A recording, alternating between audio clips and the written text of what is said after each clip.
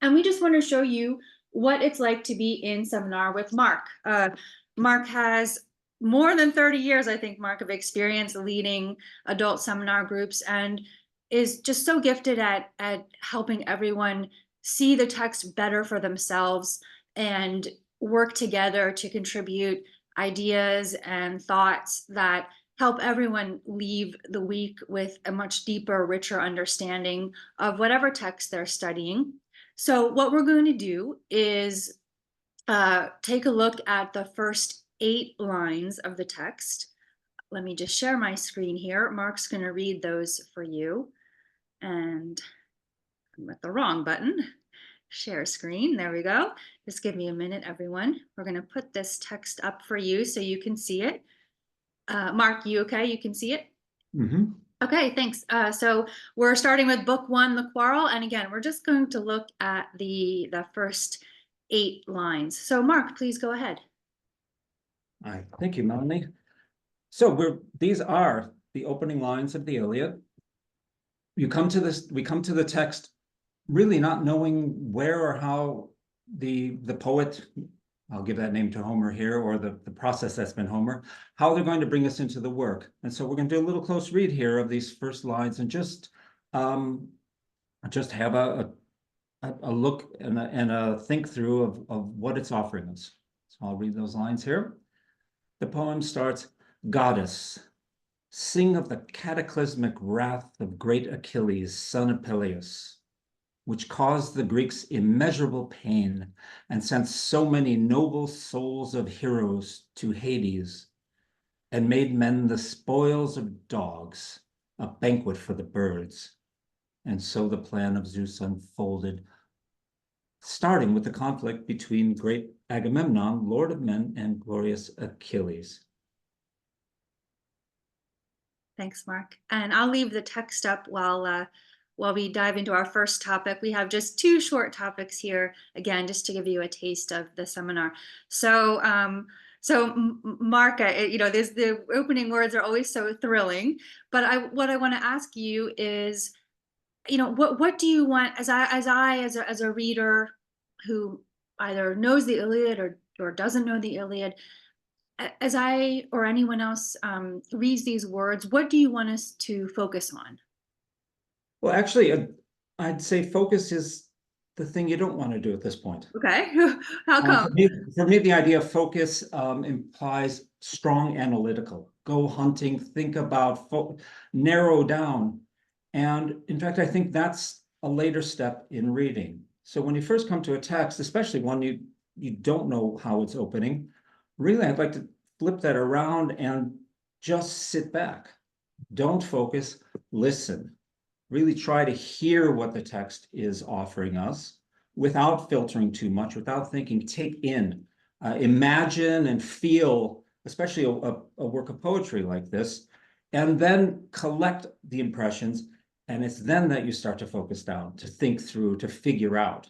But I think when we go in looking and trying to figure out, and that's what I'm equating with focus, that it has the possibility of our missing too much. By focusing, we don't get what's up the whole picture, right? We're just looking at a certain part. So if we were to do that here, I would just go into the opening lines and see what the poet, and here we're working in translation, and we'll work with the translation, offers us. So the opening line sings, Goddess, sing of the cataclysmic wrath of great Achilles, son of Peleus. And the first words here are goddess. Now in the Greek, it's actually not, but we are there. There is an invocation to the goddess. Don't know who that is, but it's typically understood to be the music of epic poetry, Calliope. Right. But here, just the idea that the poet is calling on a divine power, I think, adds meaning to the picture. If you take that out, there's a little less here. So somehow he's expanding this to a cosmic level. And then we're told we want the goddess to sing for us, I suppose, of the cataclysmic wrath. Those 2 words here are just big. Yeah. And suggestive in so many ways. Yeah. Wrath, Wilson's done a great job. I think that's a good choice here. The word in Greek, it's well known to people who read Homer, manian. It's a word for anger, and it's typically applied to gods. And I think for us, the word wrath has that. Now, whether that means something, does that mean wrath is it a quantity? Is it the purpose behind, or the intention, or the thought behind the anger, if there is any? We don't know.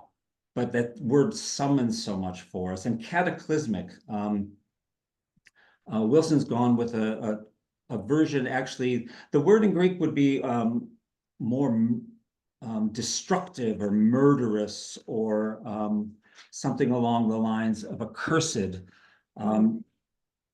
Wilson's gone for the effect of the wrath, the great consequences of the wrath, and the poem in a couple lines down picks up on that. And so she's leading in with there, and she's picked a perfectly solid Greek word. Cataclysmic is just, it's Greek in origin.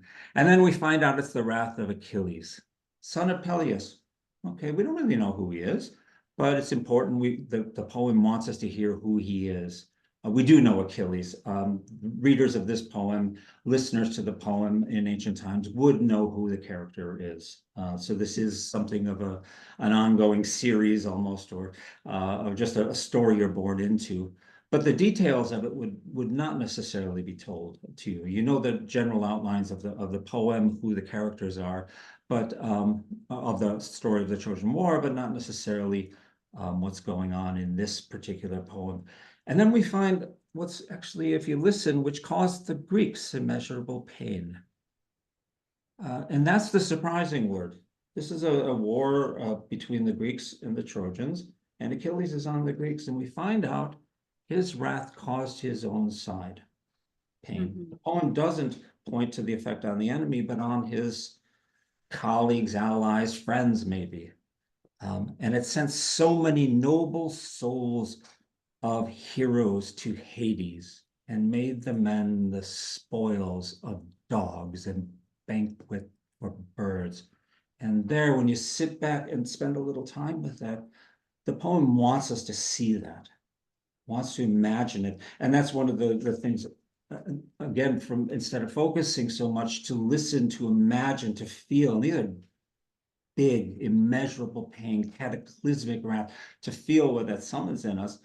And the picture of souls headed to Hades, but bodies lying on a battlefield, spoils of dogs and banquet for birds. Very nice, right? Yeah. And then we get this little tag. And so the plan of Zeus unfolded. Huh? Yeah, it's like, where did that come from? Yeah, the syntax is very, like, how is that at all connected? And it is mysterious. And it's left that way, and it's actually, you shouldn't know what's going on. But what the, who the, how could this, who, right? It should startle us. And the Greek is like that. Wilson's mirrored the Greek. It is a long, unwinding sentence, and that little clause just hangs there. And the plan of Zeus unfolded, or was unfolding. It's the imperfect tense. So we don't know how, where, what the plan is, but it's suggested to us that some of this is somehow fitting into a big plan. And why, right? It strikes you with me with uncertainty, fear, that this is somehow part of the plan of gods. This ugliness, this doom, this murderous pain, right? And then we're told and then we're asked again, the starting, I mistimed the pace. The goddess is supposed to sing about all this, starting with the conflict between Agamemnon and Achilles. So the poet is winding us back. Right. And then you stop at that point and take a breath and say, okay, where am I? How has the poet brought me into this poem? What am I in for? What am I feeling at this point? And for me, it's all dark. There's dark and mysterious and scary.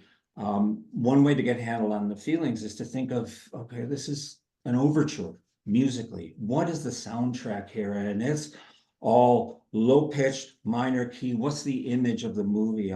As if I'm filming this, because the Iliad is very cinematic. Homer invented almost every cinematic technique in words here. And I just see a plane of bodies lying, right? Birds, dogs, ominous, dark. And somehow I want to read on. It's the funny thing about this. There's nothing positive, nothing promising here, and yet there's something tempting to find out. What is this wrath that would want me, that's that we're being told about? How could anyone be so angry? And I think that is one of the things about this poem. It's what's special about it, and what's really striking.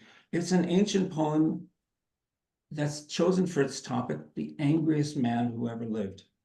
I think it really means to be that. It's elevating his anger, his wrath, up to the level of a god. The word that's used, meinin, is really used of gods. And we'll see an example within 50 lines of the poem of the god Apollo storming down from heaven, and his anger is spoken of as wrath. And Achilles is half man, half god. But what could get a human so enraged that he want his own friends and colleagues dead? And that for me the poem is a fascinating and really insightful psychological study of anger and its many shapes, its change of shapes, its devious ways of holding on to someone even when he wants to let it go. And so that wrath is what this poem is about. It's about so many other things. We often forget the poem is so rich, tells so much going on, and half of it doesn't even have a protagonist in it. But it ultimately is about the movement, what angers this man god, this man, what he holds on to, why he holds on to it, and finally how he's able to let go of the anger. Too late. No spoilers, no spoilers. Yeah, we'll stop there. It's a grand track. No, I have 1,000 follow-up questions, but Okay, I will limit myself to just one in the interest of time. So you said, Mark, you're tempted to read on, like, what? Oh my gosh, I can't stop here. I have to find out. So what would you say? So I hope, audience, that we have tempted you to study this fantastic work with Mark and our group who's registered so far. We have a really lovely group of new and returning people to Toronto Pursuits who have registered for Mark's seminar. But what would you say to those who maybe aren't sure that the Iliad is for them? What are they going to, what's the main thing that you hope they'll get out of your seminar? Well, I hope we'll have, and I'm pretty sure we will, because we always do, a week of deeply insightful and serious conversation about the fundamental questions this poem in particular raises for us. It asks us to think about what are the forces that shape our world. What is a good life? What's worth living for and dying for? That's what this poem is about. People stuck in a war, 10 years into a war, carrying on for some who knows reason. And I think the poet's wrestling with that. Why does this go on, and why do people put their lives on the line? It's also about what makes a good government. What's a good leader? Are there such things as gods? And if there are, do they care anything about us? And ultimately, how much freedom, how much control do we have over our lives? It's all wound through this poem. Probably the scariest thing for first-time readers is the names. It's really it. Once you get past the names, it's a very accessible poem. And Wilson's done a fantastic job pacing it. It's a bright read.